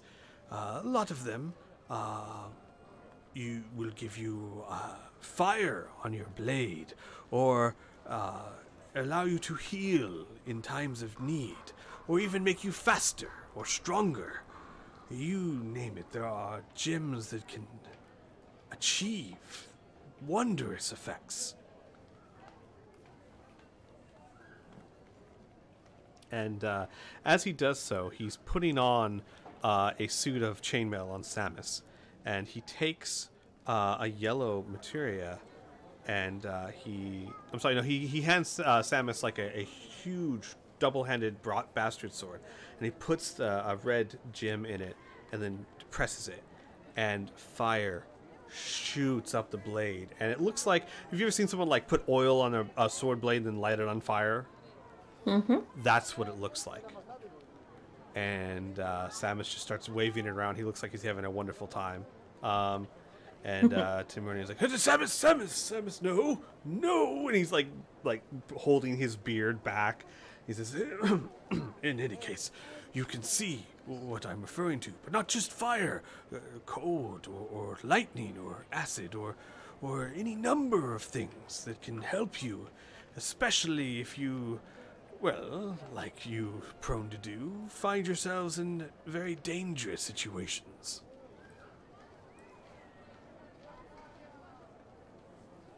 And to go out of character for a bit, you all have the shopping list, of course.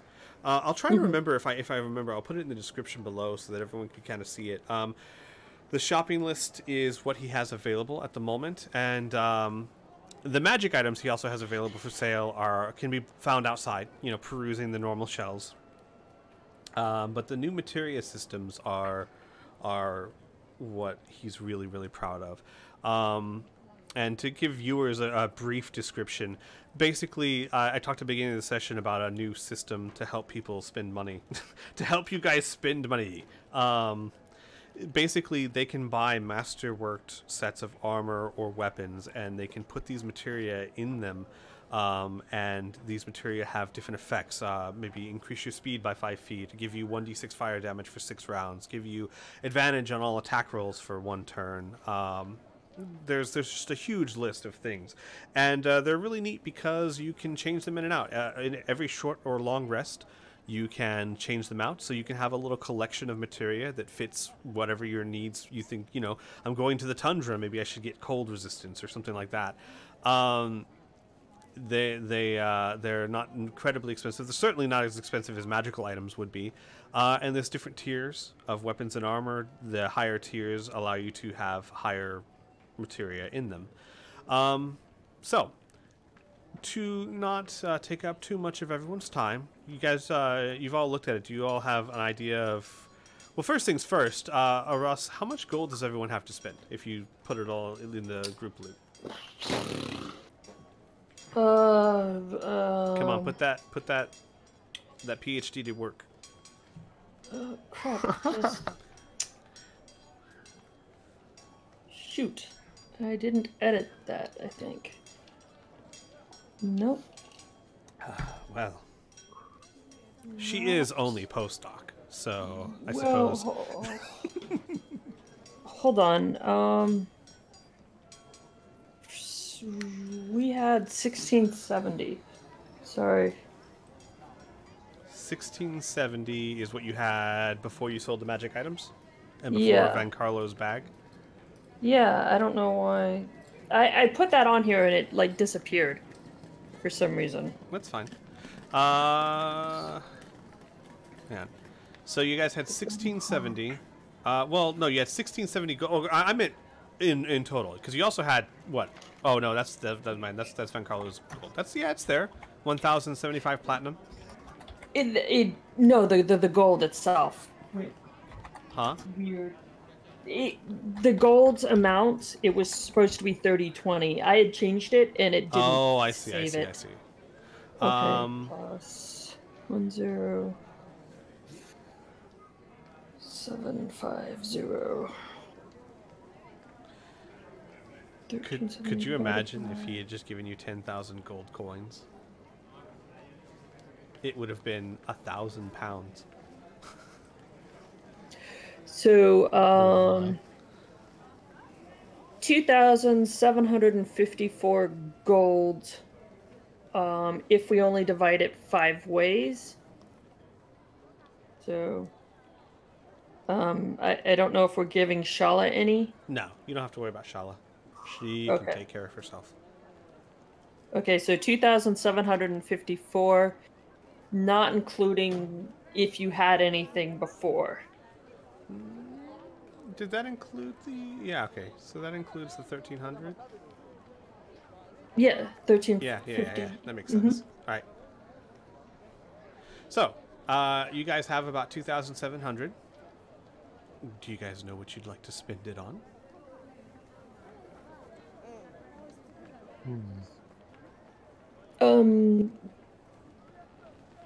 So the materia cannot be put into like magical armor, like your own armor. If you Can you have upgrade? no, and Tim Roney would explain this. If you already possess a suit of armor, a magical suit of armor, or like for example that +1 dagger, right?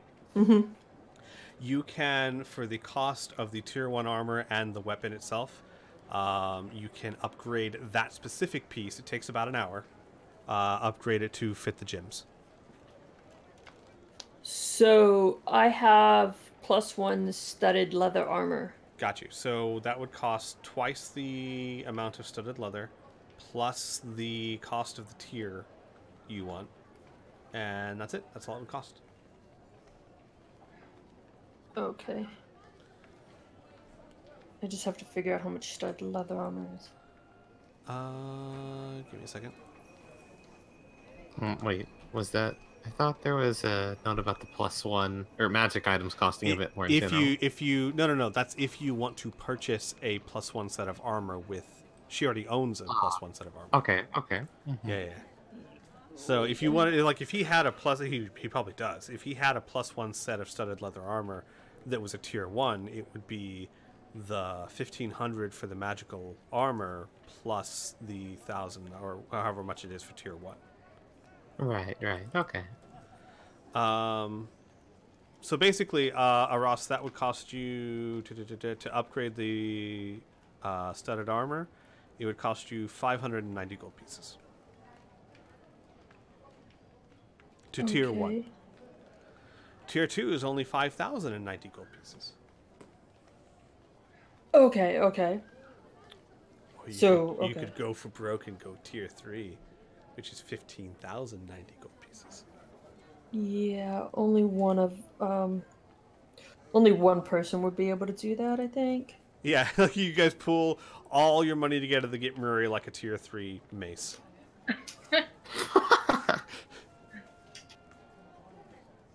Better use that mace a lot. I mean, combine. Okay, so get me super hyped up armor plus sanctuary, and just put me in every doorway, and let Haras shoot over my shoulder. Or you just buy her like a tier 3 holy symbol and just have her put the materia in that lets her cast healing spells 1 level higher each time. Just tons of those. There's a lot you can do. So you want to get tier 1 studded leather armor, so which would allow you to put 1 materia in there. Anything else as far as equipment goes, or materia that you want to purchase?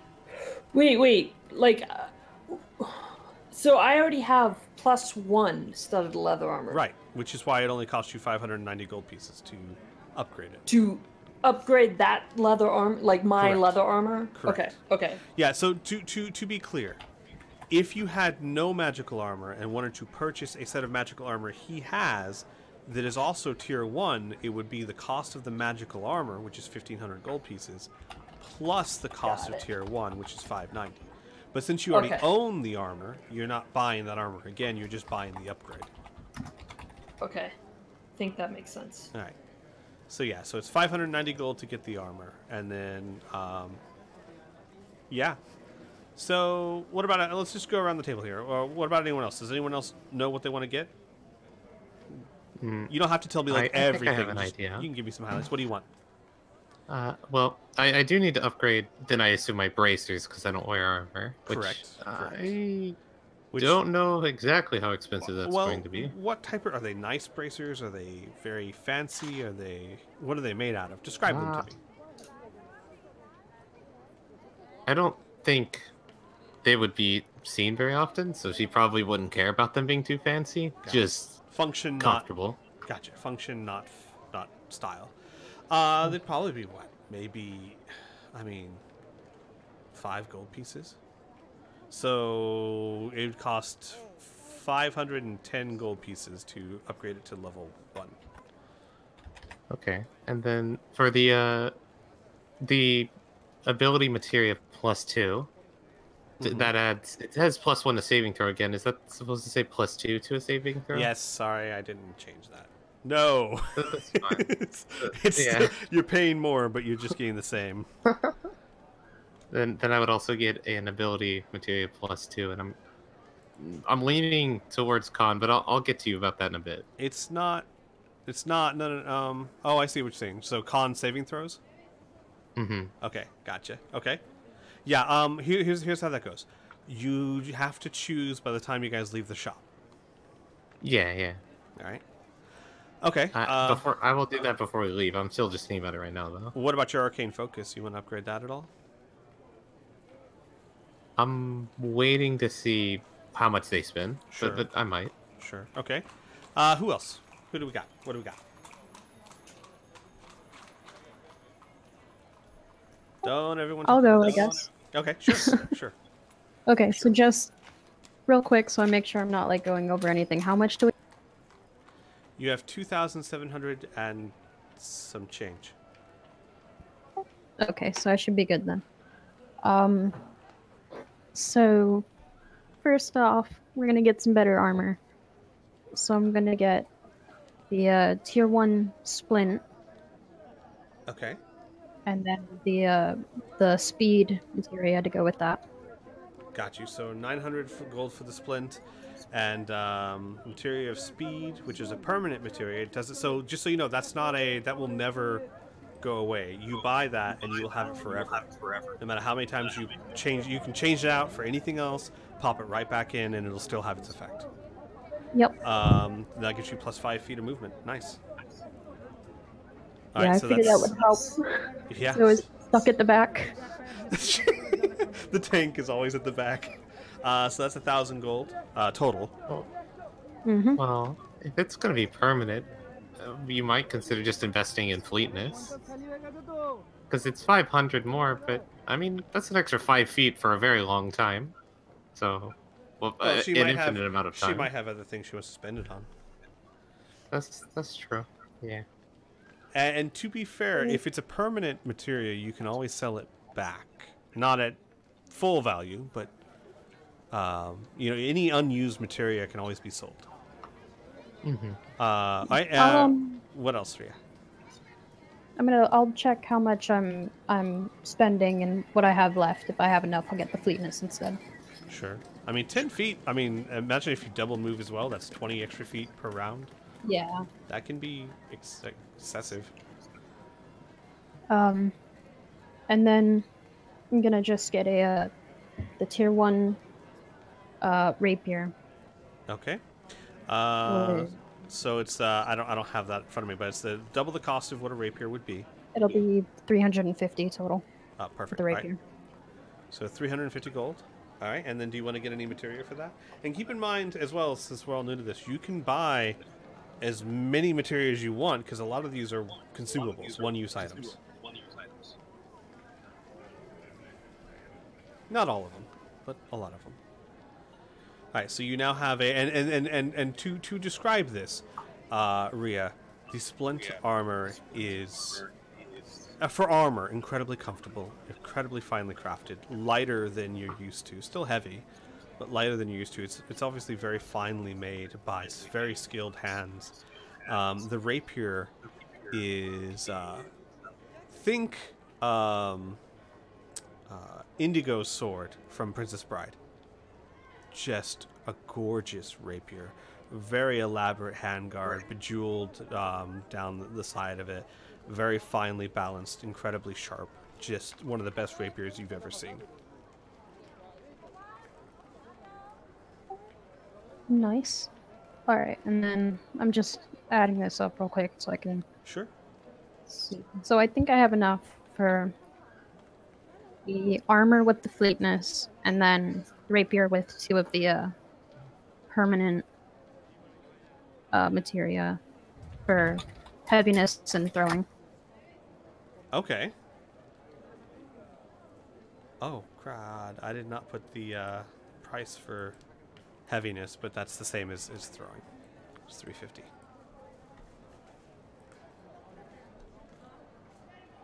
Sorry, I didn't know if you were considering that or not. I forgot to actually put the gold there. Yeah, no, I just figured as far as calculating that would be the same as the other 2 permanent. So. Correct. Yes. So, okay, so you have a materia of throwing, which when installed in a weapon, it makes that weapon not only throwable with a 30-foot first increment, 60-foot. So, and in case you guys are wondering, that means that 30 feet, you can throw it as normal. At 60 feet, it's anything beyond 30 feet to 60 feet, it's thrown with disadvantage. And it will return to your hand at the end of the turn. So you now have a missile rapier. And materia of heaviness, which is if you install that in the rapier, it will increase the class of the die by 1 step. So instead of rolling a d8 for damage, you'll roll a d10. Makes it a heavier rapier, but however, it doesn't feel any heavier in your hand. It just feels a lot heavier when it hits someone. All right. So you got the materia of fleetness as well? Yeah, instead of the speed. So with that installed, your speed is what, 40? Yep. Okay.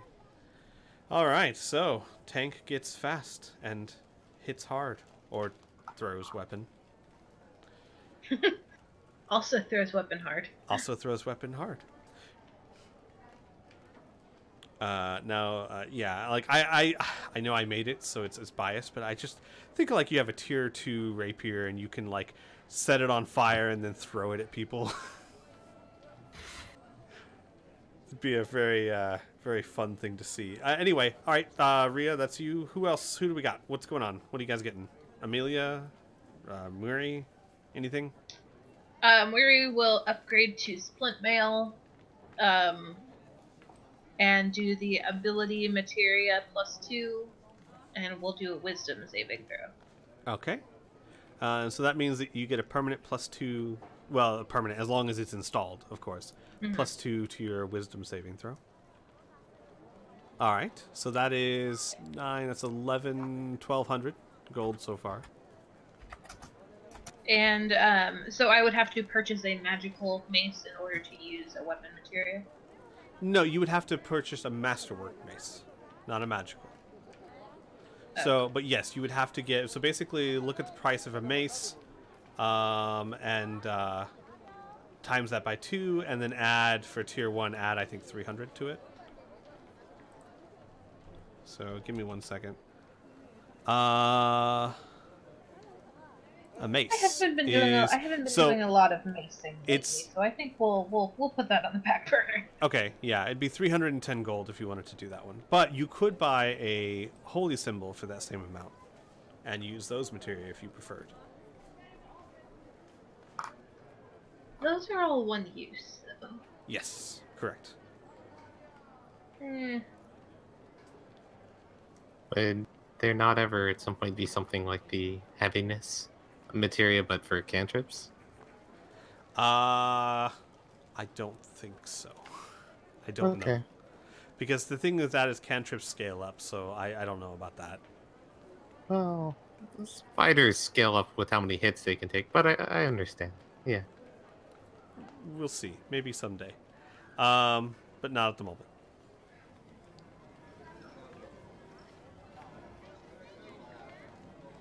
Who can use scrolls? Can I use scrolls? You can use scrolls for anything that's on your spell list. Or if you roll a use device. Wait, that's not a system in 5e. Yes, anything that's in your spell list. I thought Either the scrolls two could be wizards used by should be able to anyone. use them too. No, you have to know this. You have to be of the same class to use that spell. So it has to be something your class understands, and you're at the same level as being able to cast it. But in addition, for all you wizards out there, because there's 2 of you at least, 3, yeah, 2 of you, any of those spells can be bought and then copied over to your spell book to know permanently. Mm-hmm. I mentioned that in chat. No one said anything, so I already did that with the haste scroll. Because I'm going to be using that as a supportive spell. Oh, okay. Okay. You're getting haste? Yeah. So I guess I should take that off. That's fine. Yeah. I'll pay that's you right. back later for it if I have to. That was loot you guys found, right? Mm-hmm. Yeah. Oh. I also had a scroll of haste before. That was, I think, what he's talking about. That's what I was talking about. Because you mentioned it in the chat, and I was like, oh, that's a good idea. I'm going to copy that in my spell book. Because I'll use it on you later. Okay, so I deleted that off the group loot. And I did already get rid of the gold for that, by the way. GM. Okay. Perfect. Okay, so if it's on my list of spells, the artificer spells, I can use it, right? Or Yes, correct. okay. As long as you can cast spells at that level. Okay. I'll look it up later. I think you can try to cast scrolls at a higher level, or maybe not. I don't know. In 5th edition, I have to look that up. But if it's on your spell list and basically anything that's sold at the store, I believe you can cast at that level, right? Can you cast level 3 spells yet? No, okay. Stuck at level 1. Oh, well, that's right. Artificer. They have, they have the spell casting like an arcade and trickster. Right. So any of the level 1s you could use. That's like nothing. It's a lot. No, I mean, it's not. you It's have like, an amazing gun, though. I know, but that's that's it. That's all I have. I mean, Yeah, there's a little bit of a lack of variety. That's why I don't like playing fighters. okay. Good to know. What about any potions? You guys gonna pick up any potions? Obviously, they are out of elixirs of health and Kirokrum's ointment, which is not surprising given that there's a plague going on. Right. But they do have potions of healing, potions of climbing, potions of growth, and a feather token whip. Which is basically like having spiritual weapon. That's a really high roll to hit, too. Yeah. But it's also very temporary. Yep. That's not a one-time use type item, is it? It is, yeah. Oh. But it lasts an hour, and it's only 350 gold. I'm not saying we should buy it per se, but it's not that bad. It's a pretty good deal. Meh. It does take up a bonus action though. To direct every round. But for a character like mine, who doesn't have a bonus action to take, that's a pretty good item. Yeah, like a wizard who doesn't normally use bonus actions, that's not bad. Alright. Amelia, what about you?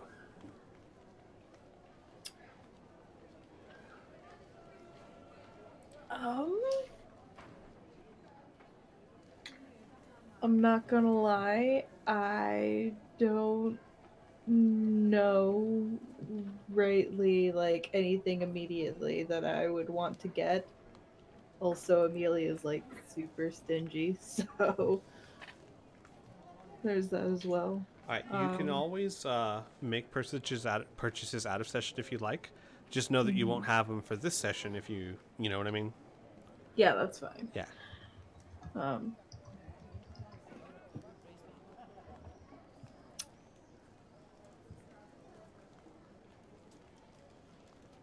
Yeah, I would Yeah, like to know how we're doing health potion wise, by the way. Got too many things open. Hold on. Group loot. We have 3 potions of regular healing and 4 potions of greater healing. The greater is the 4d4 plus 4, right? Yep. Okay, that's not that bad. Because especially since we have 2 healers.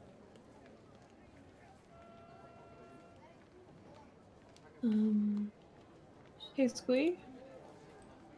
With skillful materia, is that specifically to like something like persuasion or survival or something along those lines? Correct. Correct. Okay. To one specific skill. Okay.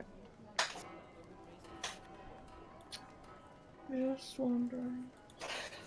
Okay. Incredibly powerful in a rogue. Yeah, make your stealth a little bit higher, or something. Of that Yeah, nature. that's actually what I'm. Go ahead. I was gonna upgrade my armor to do materia, and I was gonna do the +1 to stealth materia, and then also materia of soul. Okay, the advantage on death saving Death throws. saving throws. Yeah. Oh. I was also gonna grab a scroll of rope trick. Does he have 2 scrolls of alarm? Hang on, let me check. Yeah, he has plenty. He has plenty of the level 1 scrolls. Okay, so 2 scrolls of alarm, 2 potions of climbing, and 2 potions of greater healing. Okay. I do want to ask, just to make sure you realize, but you wouldn't be able to have materia of soul and materia of the skill I checks know. on at the same. Okay, yeah, you're just gonna swap them out. Okay. Yeah. I just didn't want. Yeah. Beauty That's a of hard thing to materia system. predict, though. When you're gonna need materia of soul, you're like, this So- dungeon's dangerous. Let's equip materia of soul, guys. So I'm curious from a design standpoint as a GM, are you guys shying away from the one-use items because lack of money, or just those don't interest you, or you don't feel like they're worth the money they cost? I am interested in picking up some materia of strengthenings for my catalyst, or my spellcasting focus, but I'm just waiting because I know that's not like a permanent commodity. I want to make Sure. sure everyone else gets what they want. Oh, I see. Because I noticed that you guys are all getting permanent stuff, which is, Well, I mean, there's nothing wrong with that, certainly.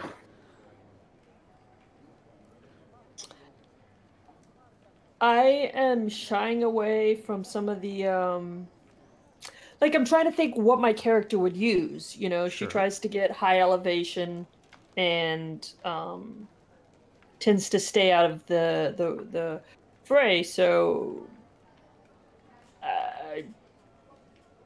yeah, I don't know if like the materia like resistance stuff would be helpful. Oh to no, me. absolutely no. My thinking is, because like I said, this is all new. It needs to be balanced. If, like, here's the thing: if everyone looks at the one-use stuff and goes, "Oh, that is just not worth it. I'm just going to get permanent stuff," then maybe they need to be changed to be more enticing or something of that nature. Or it could be, no, they're very enticing. Just I want my first ones to be something else. Yeah, I think it's My- leaning a little bit towards that. Yeah, my inclination is always to go with something permanent. If something is one use and it's not very cheap to get, I'm not going to use it. Well, like ever? Like what happens when you have more gold and you're a higher level? I'd still be think- more inclined to stock up on things that I know are going to last. Makes sense.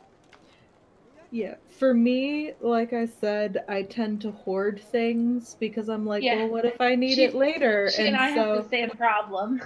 Yeah, so even if we get like a bunch of them, like I'll be thinking like, what if I need it later? What if I need it later? Like Sure. it doesn't matter if we have plenty of money. My brain just gets stuck on that. Well, I might need it like in an hour or something. You don't know that. That's why you buy 6. Yeah. Then you'll Fair have enough. one next hour. No, I understand. I'm not judging at all. I'm just asking because, like I said, it may turn out that this system, like, no one purchased those things because it's just not worth it, or it might be too that it's just your style of play. So Yeah, we'll I think see. it's also spell setup. Out of curiosity, non-magical / elemental damage, that would be like slashing, blunt force, piercing. Non-magical Right. elemental damage? Materia of hardening. Resistance to non-magical / elemental damage. It would be any melee attack almost that's Correct. not Or magic. piercing. Right, so okay. piercing, bludgeoning, slashing. Correct. Okay. So good against like soldiers and stuff. People without fancy stuff or casters. Yeah. And I think that's a pretty good one to pick up if we know we're gonna walk into a fight with just a bunch of like, like bandits or something. Grey Maidens. The Grey Maidens is a much better example.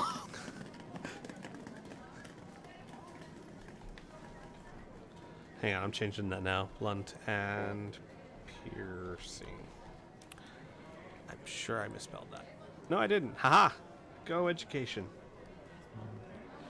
I'm looking at my spells now and I'm realizing that as enticing as Materia Strengthening is, the only spell I have that it will be useful for is like Fireball. Because I don't need that for Counterspell or for Blink or for Haste. Or... Well, that's not true. You have tons of spells that can be cast at a higher level. Most of them actually don't have effects with that. Haste does. And I think Haste? Blink does as well. Well, maybe not Blink, but Haste certainly I don't does. think Haste does. Haste does. You can affect an extra person per level, I believe. Not in the description. Because I'm pretty sure the only way you can make Haste do that is with Twin Spell. Yeah. Okay, But it would be quite powerful at 4th level. Right. Yeah, that's a fair point. Alright, so, anything else you guys want? Is anyone else looking to buy anything? Or you guys got what you want? I'll add Materia of Disorientation. So. Gotcha.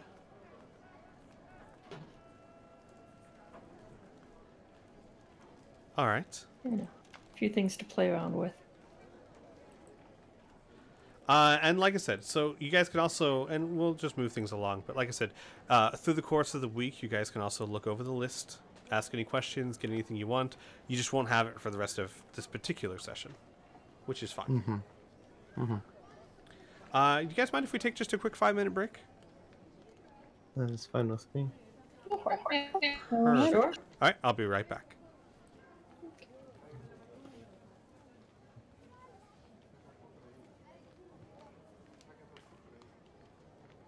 Huh. Actually...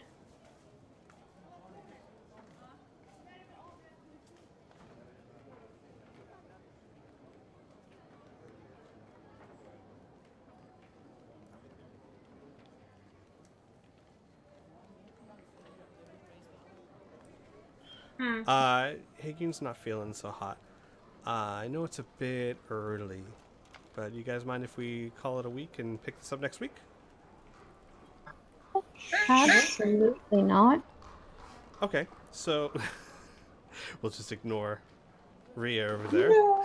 We cannot stop early. Sorry, guys. I want to go make sure she's doing okay. But hey, that'll give you plenty of time to look over the list and give me feedback on it, etc. etc. And everyone who's watching this, I'll include it in the description below. Take a look at it, because really the only way this is going to get balanced is if a lot of people give their opinions. Yeah. And next week we will continue and head over to Racker's Alley. So, everyone, thanks for joining us, and we'll see you next week. Ta-ta! Bye! Ta-ta, bye!